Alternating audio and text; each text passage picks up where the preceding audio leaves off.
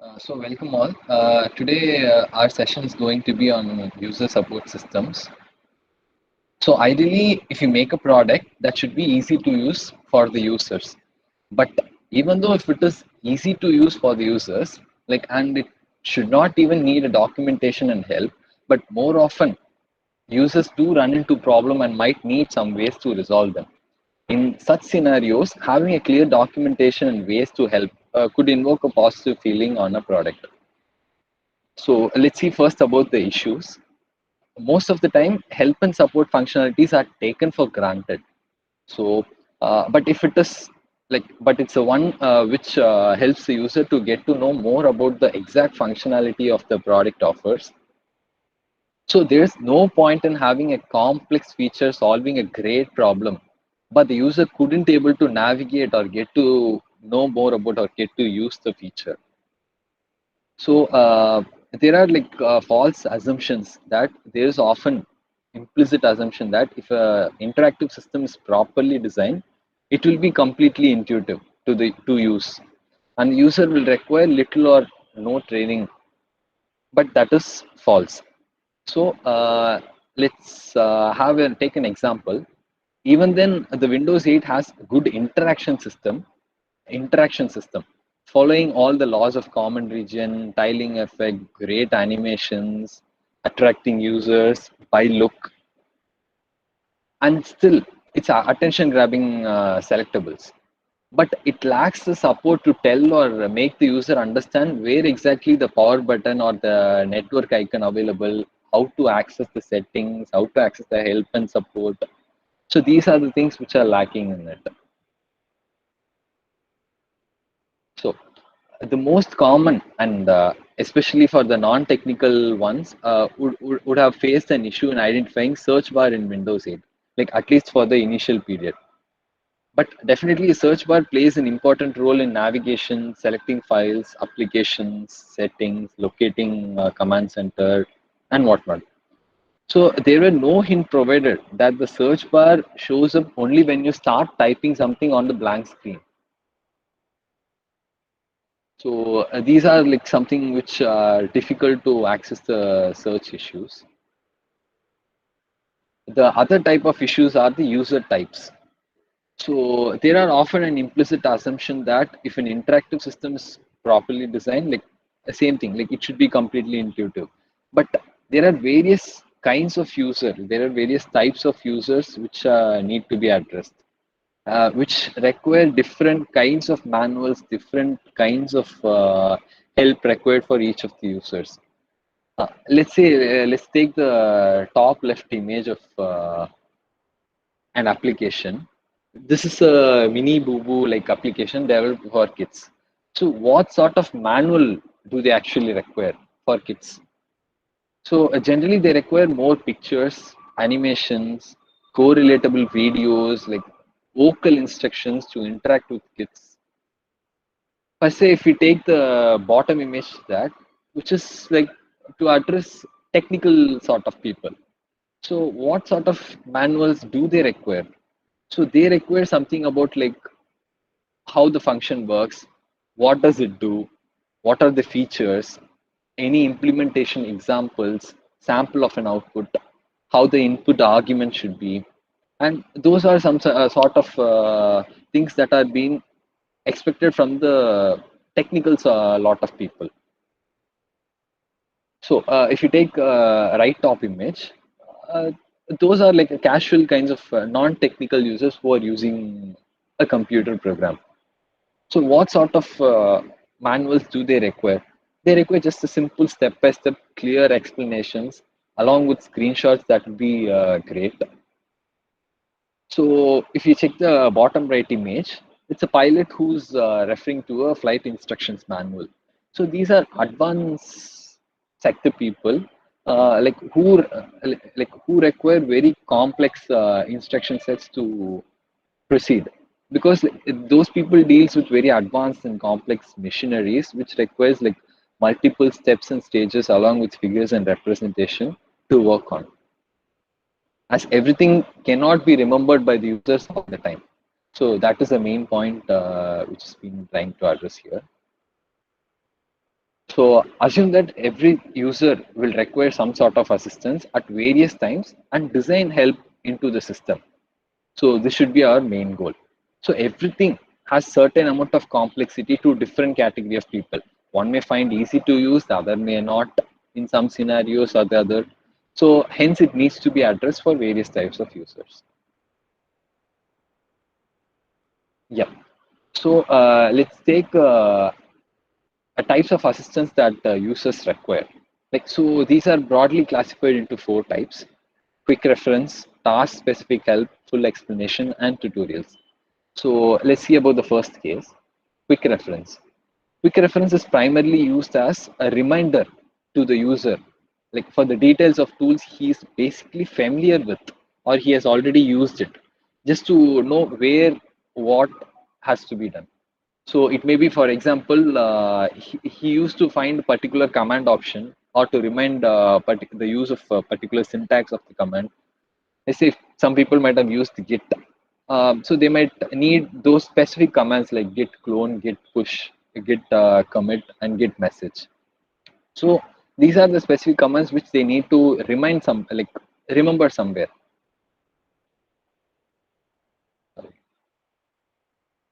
Yeah.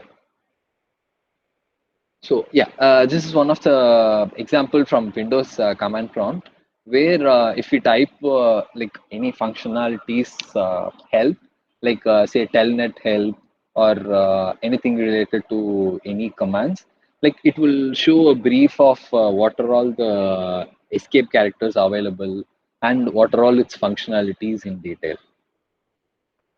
So these are the things which user tend not to remember all the time because it can be easily seen through simple commands and user guidelines. The other help is like if you hover on the I symbol or no more symbol from Microsoft Office, like say any version of it. So it will just give an overview of what are all the basic set of fields available for the user to interact. Like say the home office button, quick access toolbar, title, close button, what are all the ribbons, what are all the functionalities, ruler, where the user has to write, view buttons to zoom the page, show the page number, status bar, and these are the specific set of things which the user like might have to see at the first glance of it. So let's come to the next type of user assistance, that is task specific help. So task specific help is required when the user has encountered a problem in performing a particular task or when he is uncertain how to apply that specific tool to his problem which he is working on. So the help that is offered is like directly related to what user is being done currently, like being doing currently. So one of the example is like as you could see in the same Microsoft Office example case, where there is a section called navigation pane. So which helps to deal with the certain headings and bullet marks to your left, which you can see in Google Docs as well. So if the user has the doubts regarding how to exactly bring upon headings and page directions, so there is certain show marks which he can check, which he can tick, basically to have this window show as and when he is working on navigation related text. So other example of task specific help is like he can check in help topics like to how to make a slide. Like if he's working on PowerPoint, he's working on slides. So basic set of steps to create a slide is shown here. Other examples on your right hand side is how to format a picture. So basically in Microsoft Office, you might all have known, like there are various actions that we can perform on a specific picture. There are various wrap settings, various break settings. We can straighten the image, crop, change the saturation, hue, aspect ratio, and there are many settings to deal with the picture. So how to, like for a beginner or for a novice user, how the how it can be useful. So the help picture format picture help window will be helpful in working on forward. So other type of assistance is a full explanation. So the more experienced and inquisitive user may require a full explanation of the tool or command to enable him to understand it more completely. So the explanation will almost certainly include information that the user does not need at all at that time as well. Like it includes like almost everything. So if you move on to an example, for example, in Unix, like either like any Linux-based platforms, if you could see, most programs and many protocol functions or file formats have this accompanying manuals, like with man command. With man is a command like used to check what are all the available options over there, along with the detailed descriptions and specific sort of short examples like used to retrieve information about a specific set of functions and display it as a output in the command line. So whatever doubts we have, if you have doubts about the ping command, like you can just type man ping, which will give a manual regarding what are all the various set of functionalities available, a short synopsis about the function, a detailed description.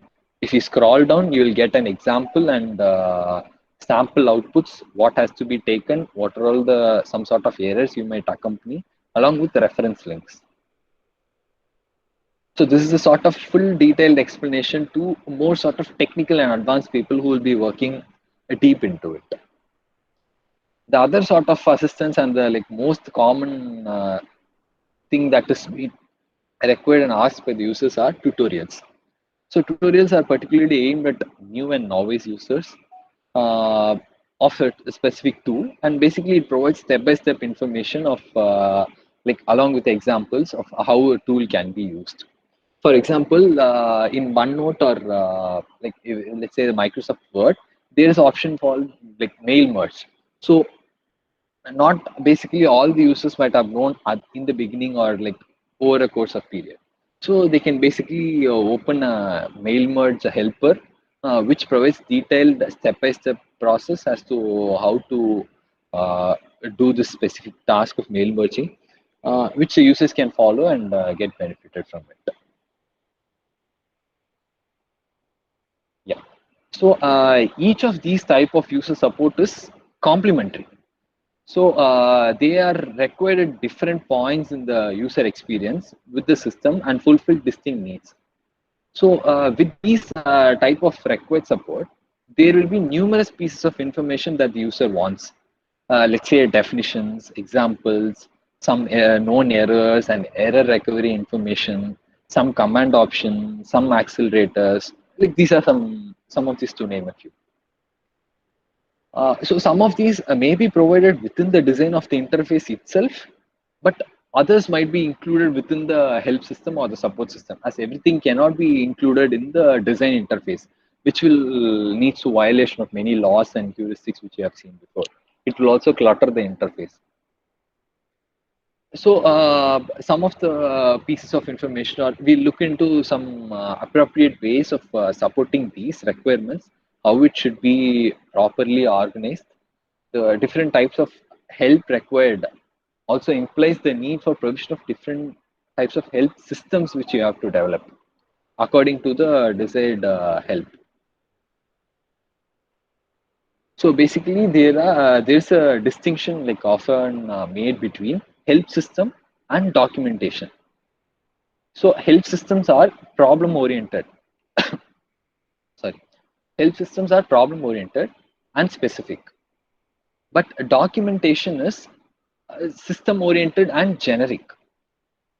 So this is an artificial distinction, like when considering the design of such systems, since the principle apply to both, and indeed there is a lot of overlap between these two. So instead of drawing a fixed line between these two, separating help systems and separating documentation, we'll consider all types of user supports in terms of requirements they fulfill. Yeah. We again classify web applications and the general desktop or Windows based or Android application to say offer two types of helps basically. One is proactive, the other one is reactive help. So proactive help is provided before the user encounters a problem in order to prevent certain number of issues. So one of the generic proactive help system is when you've been using the forms, as and when you type the password, it will show it is strong, weak, and it will show it lacks small case, it lacks special characters, you need to include numbers. And if you're entering a username, like for the first time, it will be showing like error or hint of don't include space, don't include some sort of special characters, only use underscore. So these sort of like basic proactive help which is being used. The other one is reactive help. Reactive help is provided for those situations when the user have an issue and they seek out advice to address the issue. Yeah. So those two types of help interface, the reactive help aims to familiarize the user with the interface, and the reactive help aims to answer and troubleshoot the problems which for the platform which they were already using for a long. So these were like two stages of help systems.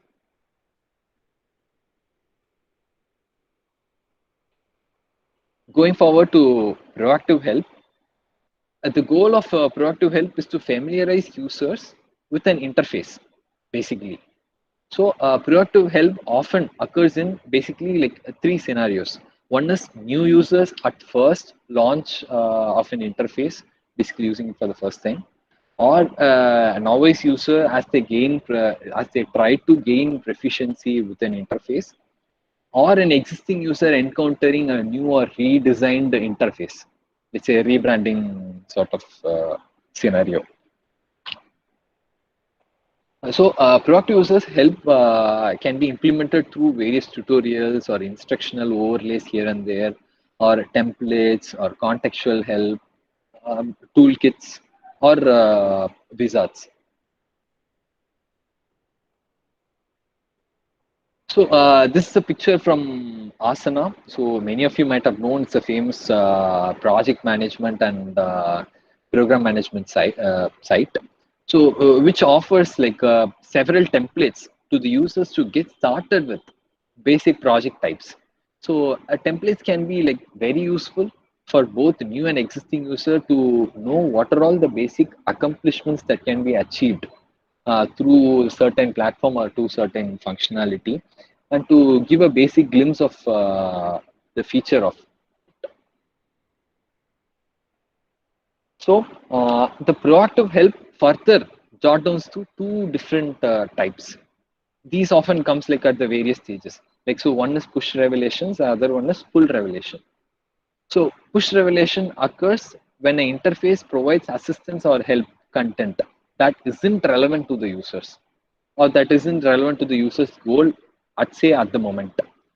So the classic example here is like the tips or instructional overlays you might have encountered like when you're launching application. Like it will be showing like a kind of demo, like this is a place where you can see the feature. These you can explore. This is the account page you can see about your account information. So this is like tooltip overlays that are showcased to the user to inform about specific new issues this user might not be needing at the moment of actually using the site, but in the future also he might be requiring these help.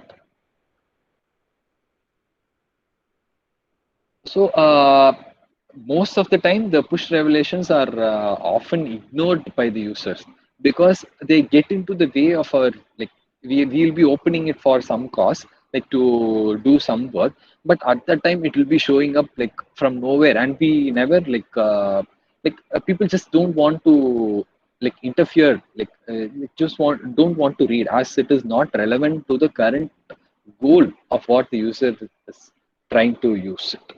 So these type of help often lacks context, and as it is challenging to remember, we often try to just skip it or quit from this dialog boxes. And the other sort of type is pulled revelation.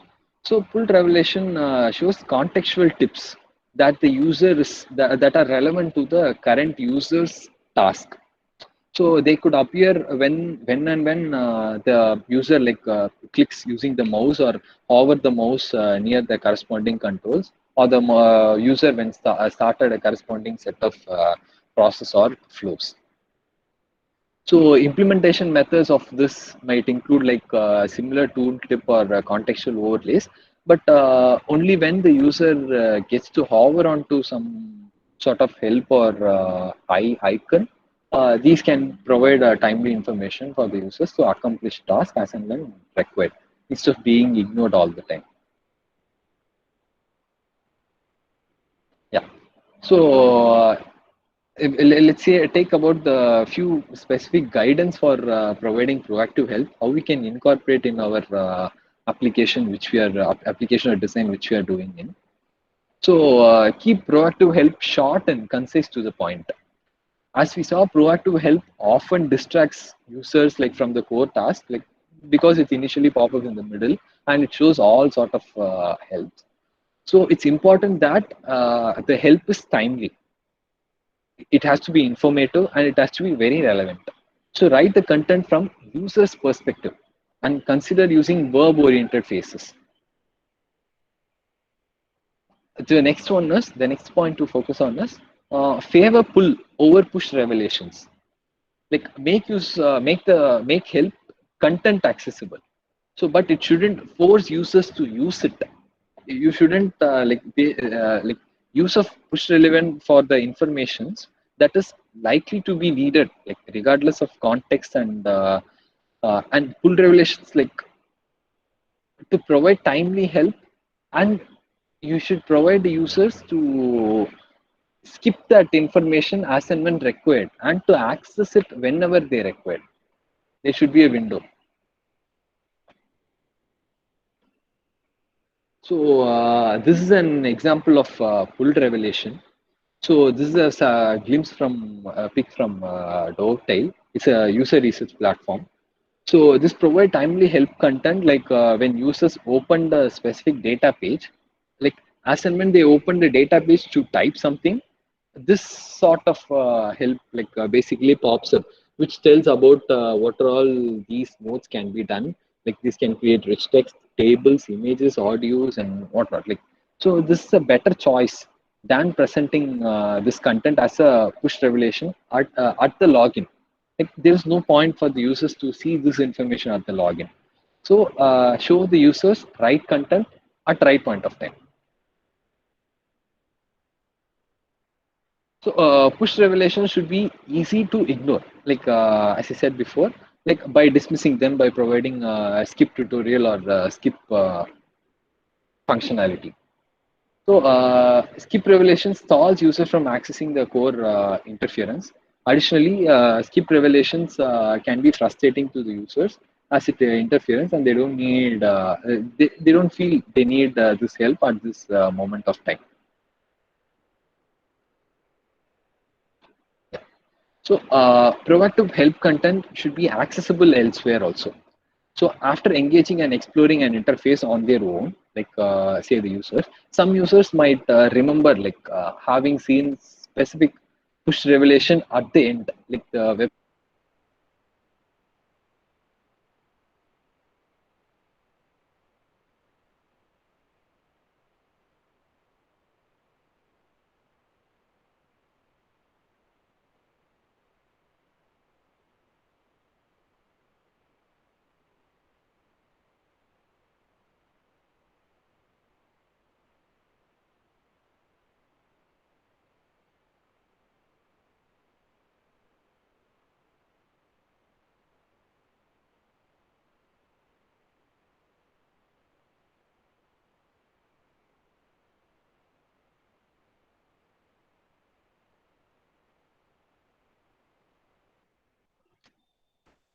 Venkat, are you there?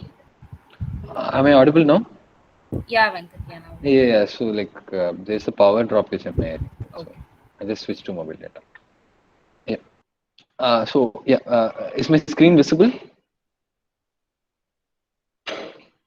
Yes, yes. Yeah. So yeah, continuing. So after engaging and exploring an interface on their own, like some users might may remember like having seen certain push revelations in the beginning, like when they log in actually, but that was irrelevant at that time, so they ignored. But when they actually require at some point of time, so there should be a method. So there should be like a method that allows these users to access those proactive help content. So basically, here is an example of iOS context where iOS provides like help content, like labeled tips for interface and system changes. So these are the tips that were like presented as a proactive tip. So basically, these are provided as and when the application is opened. But this also gives the additional functionality that this could be accessed whenever the user required in the iOS tips app section. So these are the things like which provide both push and pull revelations depending on the context. So these are the things that should be encouraged while developing. The next type of this help is reactive help. So the goal of reactive help is to answer questions, troubleshoot user problems, basically. So these all basically deals with the aftermath of encountering a problem, or provide detailed documentations and materials for people who want to become expert users.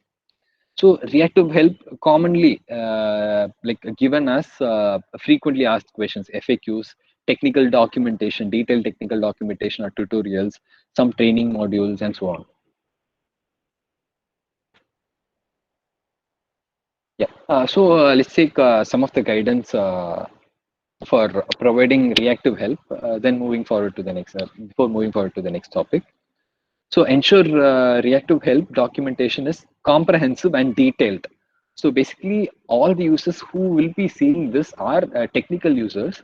So the documentation like this should not solely provide like high-level overviews, though the content is like warranted at the top of the page. So they should provide a detailed and like stipulated description of problem. So here's an example from Google's material design site that provides like expansion of expansive technical documentation, which are provided to get the insights on various design components that are available, various transforms, various icons, various tools, like how to use it, like a step-by-step process, along with the visual representation of various steps are provided, along with the content overview, you could see at the right hand side, which gives the user where they are standing currently and how much more left to finish this tutorial. So there is another example where the help shouldn't be like this. So this is a documentation from Microsoft's Mixed Reality Toolkit. So the MRTK toolkit documentation was sometimes like vague and did not provide descriptions of mentioned designs, basically. So in this case, like the documentation mentions like more visual cues, like proximity light. You could see like there was a picture mentioned, compressing cage, but these fail to define what pattern actually emerges from these, like so how they could be implemented or linked to further details of what actually these things are, like what actually these picture depicts, like how often, how to bring those effects. So these things are lagging and this should be addressed when we are developing a help system. So the another example is how it should be is the support pages for Figma. Like Figma is a prototyping tool which you might aware of and you might have seen how to use it. So this is actually like, there's a help support system for how to edit layers and how to work on a design. So these are basically like as you from the picture you could see, like these are easy to scan. They had clear headings, clear subheadings, clear numbered list, clear bullet points. Like those are like pictorial, like visually they are represented in a way that it would be easy for user to read. It will motivate the users to read and proceed forward. one of the example which it shouldn't be like is like this is a support page for birds of northern Europe. Like it's an iOS application. So where like there's a report, like there is a instruction page, there is a help window provided. Here basically it is hard to see as and when we open this help, what basically our mentality is to close it. So like these were hard to scan. Like instructions were written paragraph as paragraph, like a book and novel. So like this can be rather like listed down as a bullet points with like some visual representation rather than a text, which will be far more perceived by the user.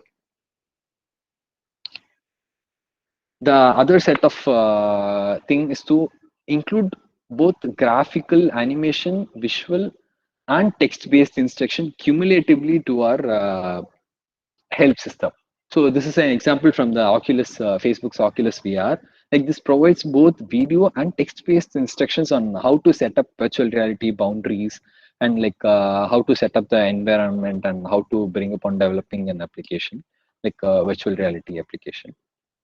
So this attracts the user. Like this makes the user to more and more use the platform. Like more and more learn more about it. Like jump into advanced category of the user segment. Yeah, the other example of how it shouldn't be like this is a Dyson site, like it's an it's application, like failed to provide like text information. They have provided like only video information, only video tutorials. So rather like giving out like those captions are available in the video, but still listing out the instructions on the page would increase the visibility of the content and decrease the interaction cost. So the user may look into the depth of the video, like if they are not convinced by the text, which are easy to look into it and time saving. So the final example which I'll be talking is here. There needs to be some sort of categories that are to be incorporated in the help system. So this is an example from Xbox. Xbox provide help categories like various sections. We might have seen this in at various support pages. So this basically gets the user to locate what exact specific issue they are facing rather than going through the entire tons and tons of pages of documentation figuring out where the problem is. So this falls under the design principles as well. So providing a section base would be easier for the users to navigate and figure out the issues they are facing with and coming up with a great solution. So this is from my side, and Vibo will be continuing from here on. Thank you.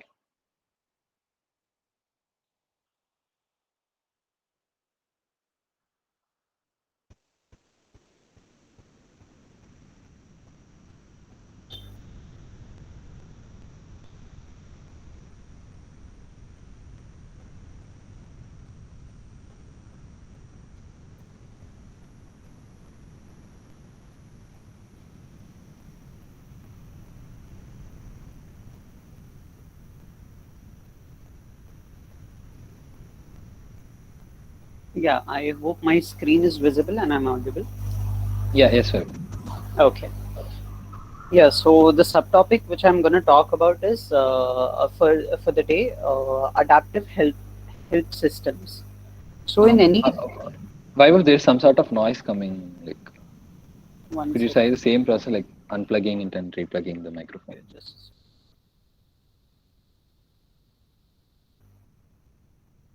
now is it fine, Venkat? Yeah, I think it's fine now. Okay, cool. Yeah. Yeah, so I'm going to talk about adaptive health systems. So in any large, application or computer systems, users will be familiar with a subset of available functionalities. So I mean, just a quick exercise, like to which law can you relate this to? Like, given a lot of features and options, and then, like all the users or most of the users will be just familiar with a subset of the all the available functionalities. So if anyone could, type in the chat.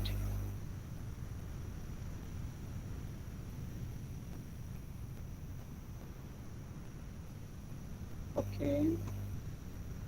The hint is 80-20 rule.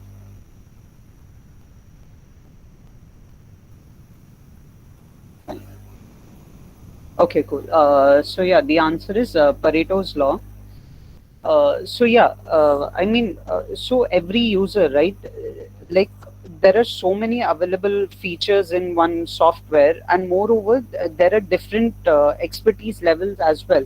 It's like some are pro and some are novice users, the first time users, and even people who are using a software from a very long time, they also don't know that okay, there is certain feature which is actually available and can help them. So, in addition to this, there are different users and they all have different needs, and there are, different levels of understanding. So, what basically this adaptive help system is about is adapting the help that they provide to individual users. So, it's like more catered towards, specific users who's making the request by actively suggesting alternative courses of actions, which may be, helpful for the user in that particular context, and they might not be even aware of it. So these systems, they operate by monitoring the activity of the user and constructing a model of him. So this model, right? Sorry.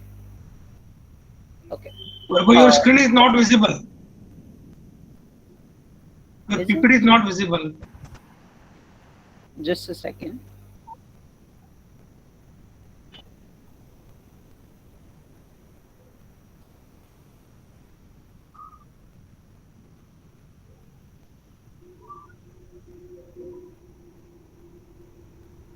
Is it fine now? Yes, yes. Yes, go from the first slide. Yeah.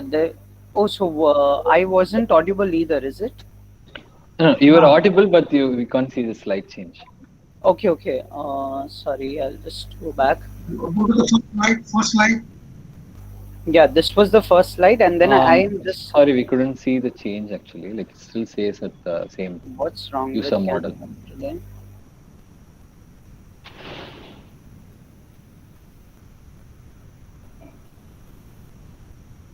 Now, is there any change? No. Okay, give me a minute. Sorry. Yeah.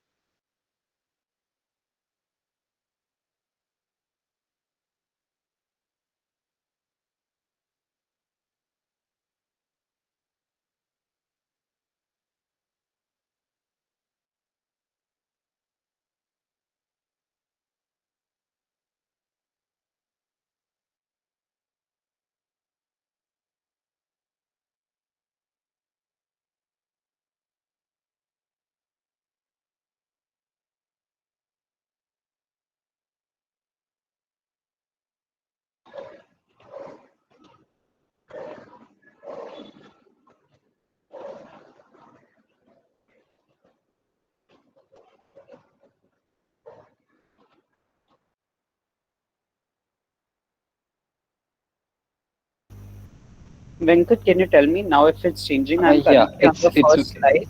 yeah, you are I'll on the first slide. just, Try changing it. yeah, I changed to second. Did it change? No, it didn't. What's wrong today? Okay. You can rejoin. Okay, let me share the screen. Like maybe like you can. Fine, fine. You That's share it. the screen. Yeah.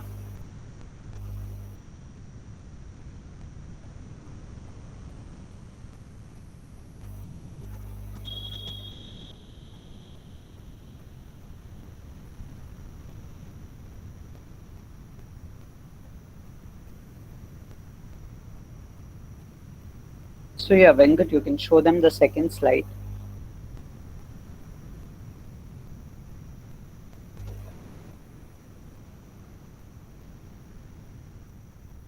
Okay. So yeah, I'll repeat this part. So this adaptive health systems, right?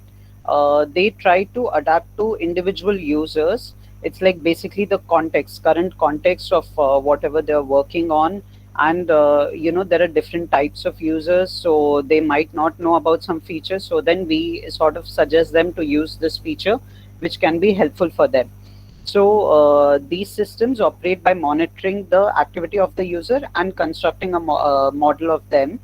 Venkat, next slide. So these models, right, these user models may be constructed on basis of, the experience, preferences, or mistakes, or combination of all of these, all or some of these. And along with this user model, we use this domain knowledge, right? That current setting which the user is working on, or the software which the user is working on, right? Along with some general advisory or tutorial strategies. Basically, using these three components, we make one adaptive help system, and this will present help relevant to the user's current task, suited for their particular experience. Venkat, next slide. So this is not that easy because it requires the knowledge of that entire system. So we need to gather a lot of data, and moreover, it's like, given a software, like if you consider some Microsoft Word, you need to actually think about like how the user is actually interacting with that software. On basis of that interaction, you need to predict something that, okay, maybe this is what the user requires, and you prompt that, okay, did you mean this, or are you looking for this? So it's not that easy task, right?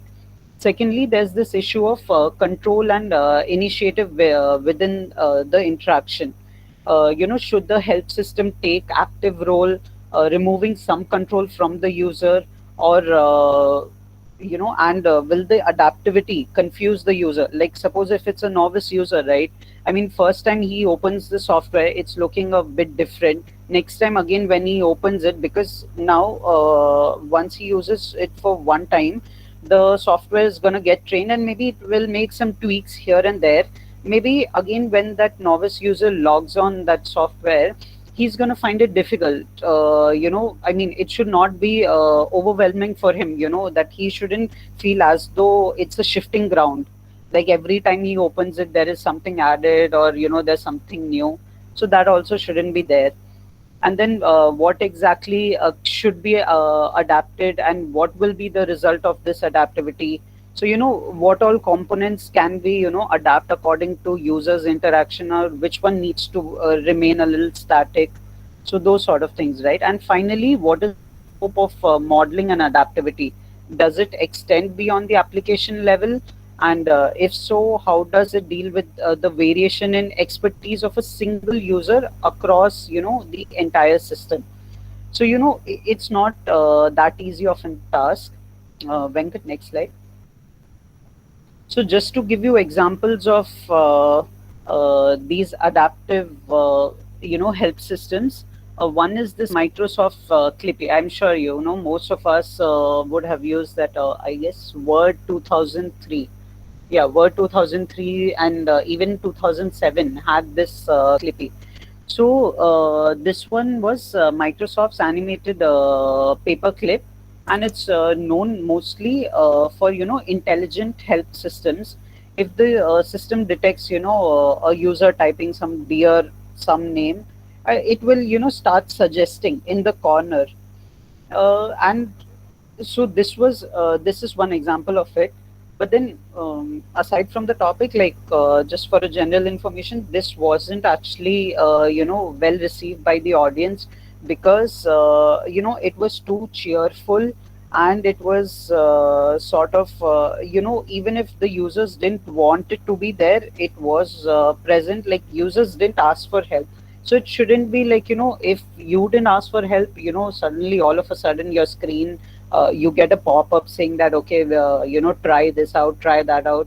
So that sort of disturbs the workflow, right? Suppose if you are writing some email and it's a serious one, and in the corner you see, right, there is one chirpy and a dancing clip art or something of that sort, right? That's gonna basically annoy you. So this is one example. Apart from this, Google AdWords, right, they have this feature wherein while in this campaign sessions, and with this ad groups tab selected, the adaptive help menu suggests popular topics related to campaigns and ad groups. So you can see in the picture, right? Basically, whatever it's suggesting is according to those selections which the user has made. So this feels more natural to the user, and it's basically the user can find help. Like if he's stuck, he can find that help like really quickly. Next slide. So now this knowledge representation, right? So I talked about three components: the user model and the domain knowledge and advisory strategy. So these are the three components. So I'm now gonna, brief a little bit more on these three individual components. So every interactive system is built, it incorporates some model of the user for whom it is intended, right? So for the first one, you see this single generic user, non-intelligent one, right? So the designers basically, while designing their software or a product, they have a certain user in their mind, and they design according to that. So this one is a non-intelligent one. It's like they think of a typical user.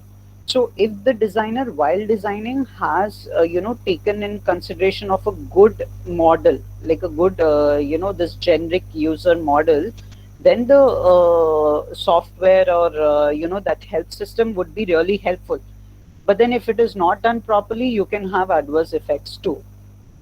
So essentially, this one assumes all users have the same requirement, and all users are the same, right? So it's not that good of a model. It's pretty static sort of a thing. And the other systems, right, they allow users to provide. So I'm this user configured model, it allows users to choose options. So you would have seen in these browser preferences or email preferences. So the user has this option of selecting some certain parameters, or maybe the look and feel. Like Gmail, you have features of changing background and some other various preferences, right? You have, so you can sort of change them. So that's basically the adaptive model. So such systems, since the user is able to adapt to its own environment, it's known as adaptable. This increases the flexibility of the system, but then it basically places the onus of customization on the user, right? So this results in users, like basically the first time when you're going to access that software, right, it's going to be the pretty basic one, which is going to be standard for all, right? And only then when they actually tweak in those settings, it would be according to their needs. So for a novice user, they should know about there is something called preferences, and you can basically change it up to match their needs. So that is a little the downside of it. Like the first time, they don't know what to do. The third approach, this system configure model, right? This is basically using machine learning and other things, right? Like you actually configure it. The system by itself learns about users' behavior, actions, and then tweaks it. So that tweaking part, it does based on the data gathered from user interaction. So again, initially it's going to be a static one. Not a static one, but a default one. And as and when you start using it, right, it's going to basically improve. So I guess, I think so, Android 10 or 11 had this thing, right? As in when you start using your phone, right, the more you use your phone, they had some adaptive battery features, and they had some tiles options. So those quick replies as well. So it's like as in when you use it, the model gets better, and the system perfects according to that specific user. So yeah, this automatic approach also has this that setup issue. Next slide. So basically, various suggestions have been made. No, Venkat, the previous slide.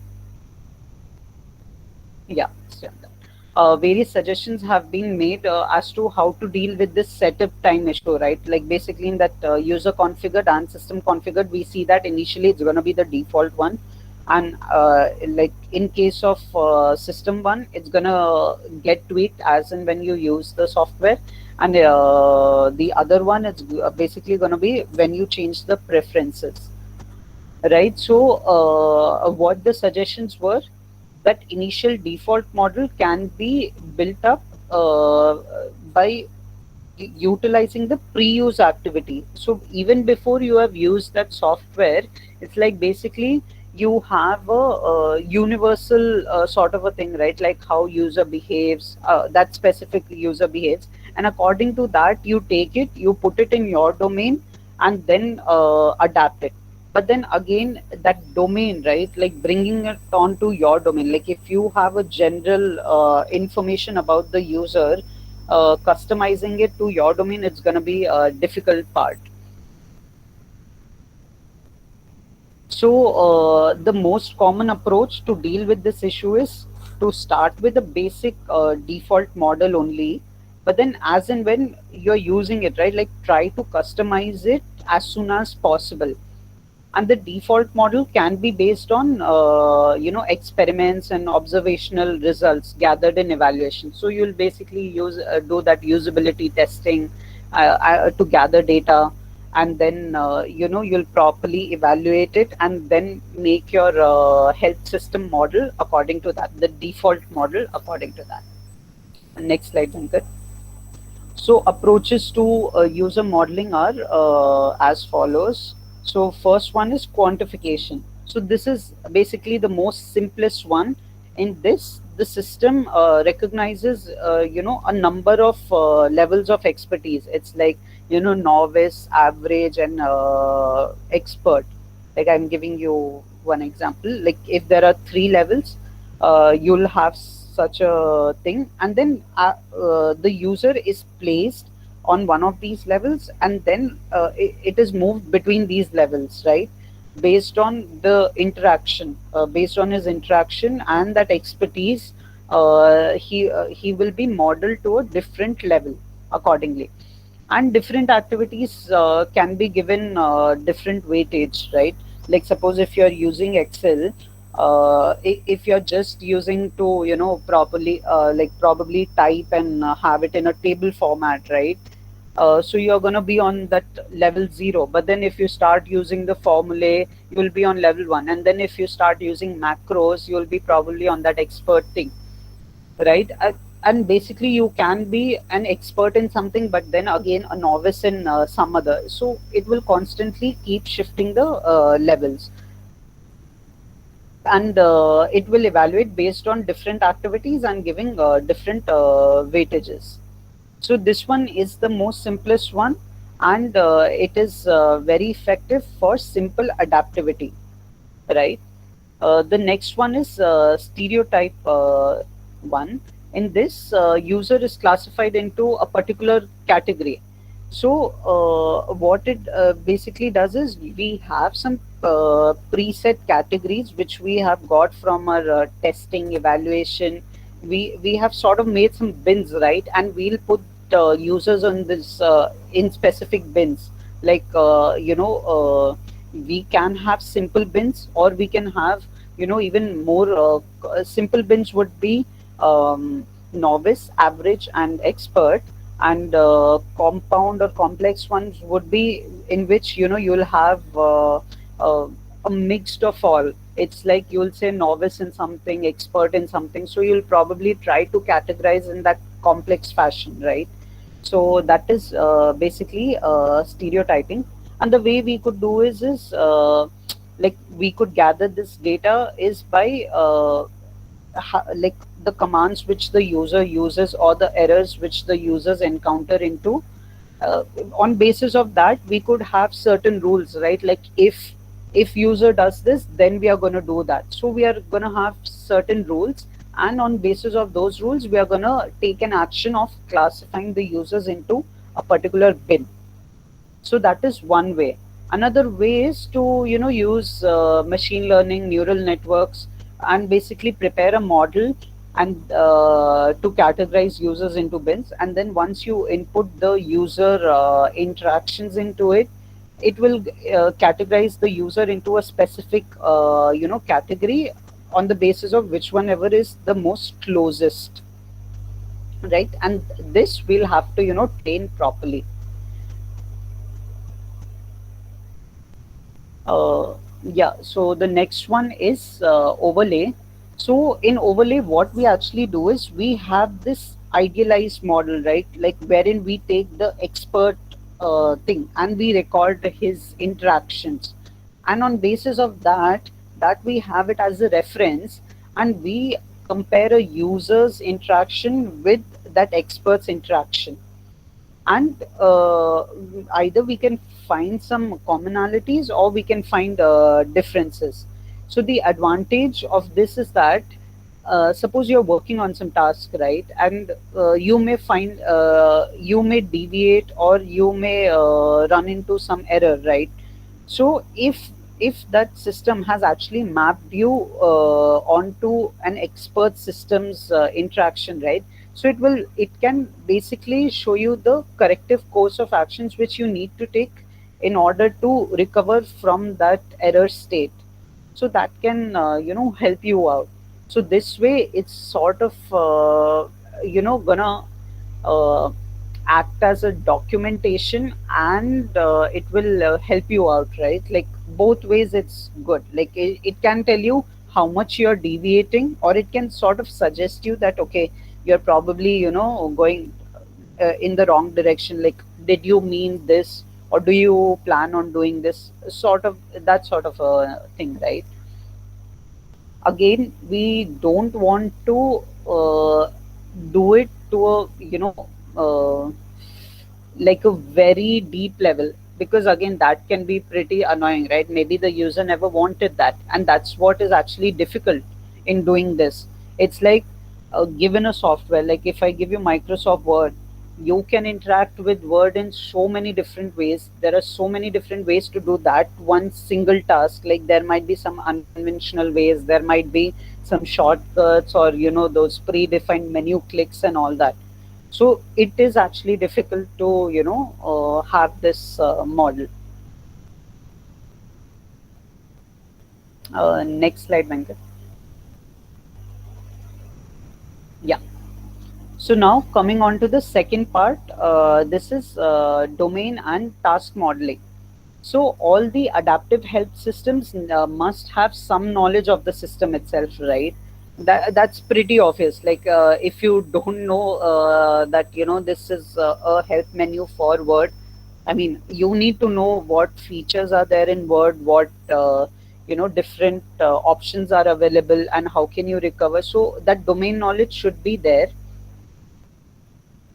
Venkat, are you on the wrong slide? Yeah, sorry, there's some Yeah. issue. Okay. Fine. Yeah.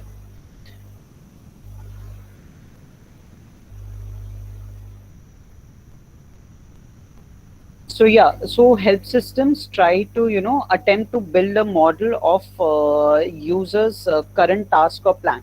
And the motivation behind this is this generic help which we get from these documentations or help menus. Sometimes we don't want that. We want a more a well tailored experience for ourselves, right? Like it should be to that specific context. So that's why even that task modeling is required. And one common problem is this one common approach to this problem, right? Because there are so many different ways to engage with it, is like we have it in terms of, or we store it in terms of sequence, like command sequence. That okay, we are sort of going to compare. If the user has done copy, then he's probably going to paste, right? So maybe we can suggest that okay, maybe you should try this paste command or control V. Suppose a user has copied, right?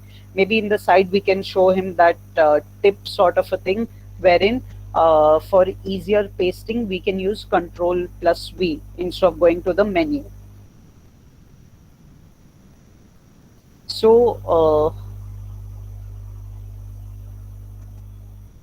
yeah, so the assistants and agents, right, they use it at a very basic level, because again, as I mentioned, There are various ways of doing it, and the softwares are too complex, so they do these tasks, right, these adaptive tasks at a very basic level only, right?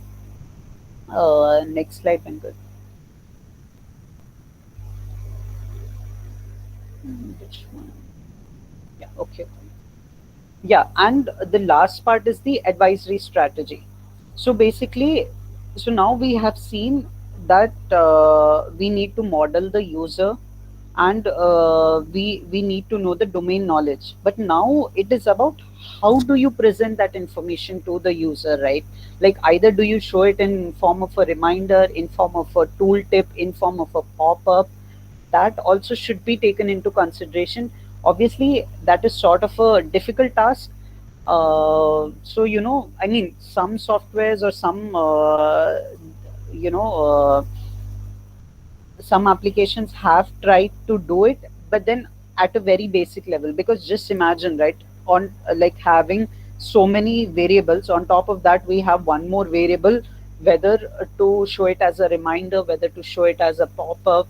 That's basically, I mean, that we can't predict to such a level, right? So it is done on a very basic level, and this choice of strategy, right, it is sort of only we use a few strategy like reminder, tutorial, and a few others, right? And just to connect it with a daily life example, right? Suppose, like, I mean, I see most of them over here are some teachers and all, right? So, or assistants, teacher assistants. So basically, when you have to explain a concept to someone, right? Or if someone is stuck, suppose imagine you're in a lab, right? And your friend is stuck on some problem.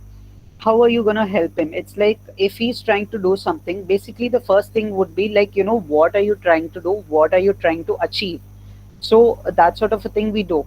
After knowing the intention, right, why he needs the help, we try to provide him that, okay, maybe try this, try that.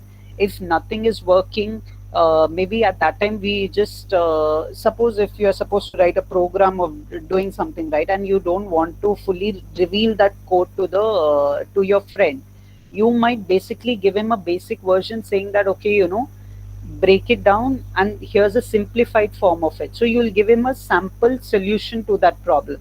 So that is what these advisory strategies can try to do, but then it is difficult to do, so it's sort of very limited.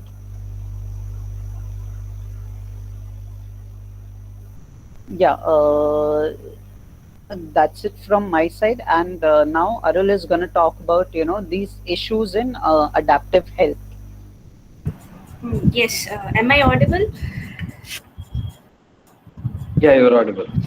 Yeah, okay. So now that we saw in detail about adaptive help, let me go over some of the major issues that needs to be considered while we are designing an adaptive help system. So the firstly, it's initiative and control. As Vaibhav had already mentioned, we need to think over this point, like who should retain the control over the system. Should it be the user that needs to have the control all the time, or should the system take should the system direct the control of interaction? So here, first of all, we need to understand that no user wants to constantly be told that he's not doing the task in the right way, right? So that makes him frustrated. But at the same time, there are large sections of system functionality of which the user is unaware of, right? So what do we do here? So the solution is to encourage mixed initiative and interactions. Like, say the user should be able to question the system at any time. And the system should be able to offer the necessary hints to the user when he asks. However, we need to keep in mind that the hints should be offered sensitively, meaning the user should be always allowed to continue as before if he wishes to, meaning we should not force him to take the action. Like, we should leave the freedom of choice to him. We can only give suggestions. It's up to the user to take it or not, right? So This next issue is next slide, Venkat. Yes. So the another major issue that the designer should consider while designing the adaptive health system is the effect of modeling and adaptivity. So we need to figure out what exactly is going to be adapted and what kind of information and how much information is needed to do this. So often if we see modeling during modeling such systems, we need we use vast amount of resources, but at times it happens that these a bulk of it may never be used. So to make it more effective, we need to model in such a way that it directs to the requirements of the health system. For example, if it is simply to offer different help to novices and experts, then the system need not have details of what task the user is executing. Just the help documentation is sufficient, right? So such during making such considerations may help us reduce the overloads of adaptive health systems and also can make them viable.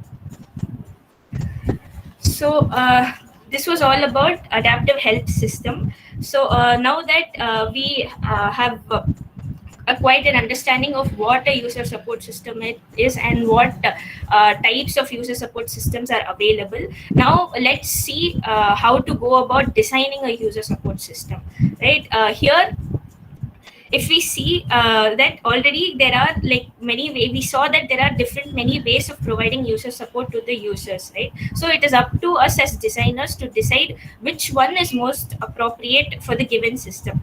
So here if we see, there are a number of things that we need to take into account while designing a user support system. Firstly, the design of user support system should not be seen as an add-on to the system design. Rather, it should be designed integrally with the rest of the system. So if we do so, then the help system will become relevant and consistent with the rest of our design, and it will be easily consumable by the users, as in it will be easy for them to access it. So secondly, we should concentrate more on the content of the help and the context in which it will be used, right? So concentrating on those content and context will help us also to get a clarity on what type of help is actually required in the current situation. So here, keeping in mind the user requirements, as a designer, we must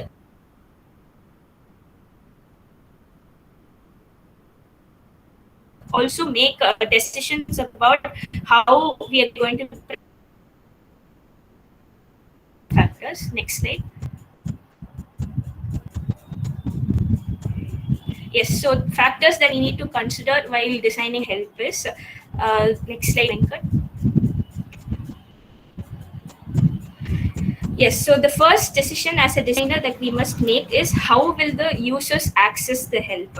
How will the users request the help that you have, right? So there are quite a number of choices. We may give it as a command, help command, like how Venkat showed using the man option in Unix systems. So that is one option. Or we can give it as a help button with or we can give it as a help function which can be turned off and on whenever required, or we can give it as a separate application as well. So this decision depends largely on the product that we are building and what kind of users our product focuses on, and what other user requirements are also needed, and so on, right? So for example, if we see, we may choose the help command type of the command type of offering help, like the man command. So which may fit the system that we are designing, which may be consistent with our already present system that we are designing, right? But what may happen here is that we tend to assume that the user already has prior knowledge for using the system. So it's, as Venkat had already told, it's for expert users, right? So here we're making that kind of assumption, which may not be the case always. New users may also come to your application and use it. So similarly, likewise, another example would be, we can go with a separate help application apart from your design, apart from your system. So by doing so, it allows flexibility, and we can have multiple styles of help that can be offered. But what happens here is that it may interfere with the user's current task very often. So it is up to us to make the right choice of which will be suitable for the given user requirements. So next slide. So the second major decision that as designers we must take is how will the users view the help system that we are building. So it may be presented in a new window, or it may use up only a part of the screen or the whole screen in the same tab. Or if we have help hints and prompt messages, then we can use pop-up boxes and so on. So here also the presentation style depends largely on the level of help that we are going to offer. So level of help meaning we can relate it to the proactive and the reactive help type that Venkat had explained before. So that also plays a major role in deciding what option to choose here. So here we should take in account the rest of the design also to make it consistent everywhere. So next slide. So that then we can see some of the effective presentation tips that can be used to bring an efficient design. So if we see help screens and documentation should be designed in the same way we design interface for the main functionality of the product. Meaning, what I'm trying to say is that we should give the same importance that we give while we design. Same importance of how we design the main functionality of the app, like by using we have seen different laws of usability laws, principles, right? We have to follow all those principles to present it effectively. So mainly the help and the tutorial material should be written in clear familiar language, and we must avoid ambiguity as much as possible. So it should be consistent everywhere. Like for example, if our product provides both paper manuals and tutorials, then we must make sure that the terminology used in all these should be consistent, so that the user is able to understand what is going on. Also, the materials should provide instructions rather than description. So meaning the help system should tell the users how to use the system rather than just simply describing about the system. So also one more key point here is that we should not make assumptions about what the users already know in advance. So it's good to avoid that risk. So also one more good tip would be to avoid blocks of text in your help manual. So as we've already in different laws that projecting loads of content in front of the screen increases the cognitive load of the users, and they find it very difficult to find what they want, right? That's what even Miller's law talks about. So we must avoid such way of presenting the text. Rather, we have to have a clean structure and layout format. Next screen will show an example of that. Yes, so Figma tool, which already Venkat had described before. So here, if we see, it uses a clear visual hierarchy. So it helps the users to find what they want instantly. They do not have to search over loads of text to find what they want. So here we should keep in mind that when users come to your help pages, they might be in a rush to solve a problem. See, even if they are just browsing, reading whatever we have written is not their priority. Their priority will be to find the information that they are interested most in, which can solve the issue that they are stuck in, right? So we have to present it in a way that is easily consumable by the users, and then they can find what they want instantly. So next slide. These were also these are some of the practices, like adding videos. So for example, if your application has complex interactions, then what better way would be rather than a video, right? A video can give you visual help of how to go about with the interaction.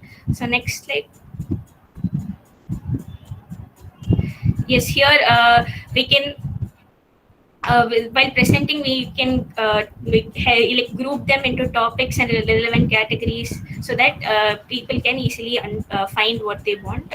Next slide. Yes, so so now that we saw some of the presentation factors that we need to consider while designing, let's move on to the implementation decisions that we need to make. So these implementation decisions that we make are actually influenced by the user requirements for help. Also, as we've already considered how the help may be requested or how it must be appeared, it must appear to the user. So the those kind of decisions influence this implementation questions, like how are we going to implement those. It may we can use how, whether it's going to be like a OS command, or is it going to be at an application level, and so on. So another major factor that influences here is the physical constraints, like the screen space, memory capacity of the product, of the system, and speed. Yes, speed is actually one of the very important consideration, since if we have a help system that responds very slow, then it becomes a liability, as in like it makes the system unusable no matter how well the design of the help system is made. If it's slow and if it does not respond quickly, then it has no use. So it is better to provide a simple help facility that responds quickly, rather than some sophisticated and intelligent one that takes so much long time to find a solution for the users. So next slide. Yes, so we have reached the conclusion of this session. So here the summary is that so we have to understand that no interactive system of any complexity is so intuitive that the user never requires help. So help should be considered as an integral part of the design, and we should also keep in mind that user require different types of help depending on the context and circumstances, and the user support facilities should support all these. So finally, I would like to, and also one more, the presentation of help should be taken into account, should take into account the usability principles that we saw, like using visual hierarchy to present the information and using images and so on. So it should be very clear and precise. So finally, I would like to conclude by saying that it is important to select the right support style, and we need to design the user support system keeping in mind the users. Users are very important. So after all, the design is supposed to be user centric, right? So we have to always keep in mind the users whenever we try to design an element. So that's it from my side. Thank you. If you guys have any question, you can use the chat box or unmute and ask. The floor is open to all.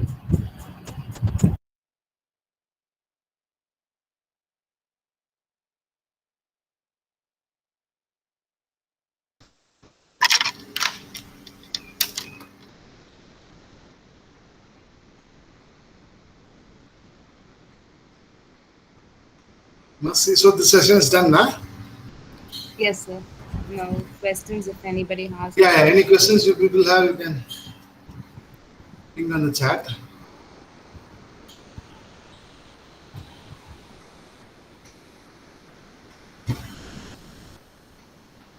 Mercy, and the names you want to resolve anything? Yes, but none of them are here except Hemant sir. I think nobody is here. Hemant Sure, sir. if it is sorted out, then it is fine. It has not sorted out, but those names are not here. Those IDs are not here. Otherwise, I'll put it once. Oh, police, no, okay. Okay. The people who are logged in, it doesn't match with the confusing list. Just one more time, I think. Yeah. Any person not associated with this Gmeet ID, please resolve your good presentation. Thank you, sir. Vaibhav's credit. Vaibhav and team. I think the Vaibhav, Venkat and Arun. Why did I come in? Okay. If there are no, I think you can stop the recording. There are no questions.